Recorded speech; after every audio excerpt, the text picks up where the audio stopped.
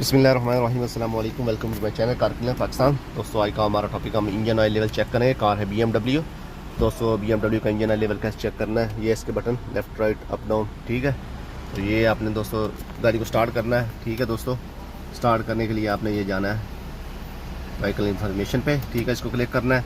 इसके बाद दोस्तों आपने जाना है व्हीकल स्टेटस पे क्लिक करना है। इसके बाद दोस्तों आपने ये जाना है इस पे और ये 4 नंबर पे इसको क्लिक करना है, ठीक है।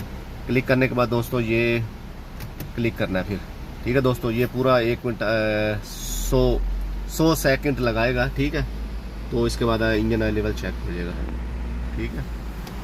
ठीक है दोस्तों, ये 100 सेकंड के बाद ये इसका ऑयल निकलेगा। तो क्योंकि इसके इंजन की जो सीख है वो नहीं होती BMW की, तो ये जब 100 पूरा हो जाएगा तो आपको दिखाते हैं।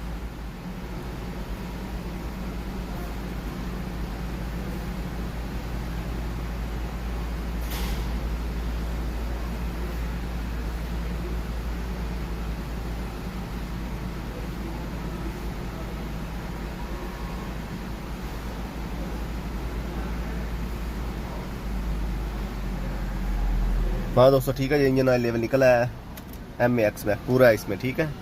तो इस तरह आप चेक कर सकते हैं। चलते हैं नेक्स्ट में मिलते हैं। अल्लाह हाफिज़।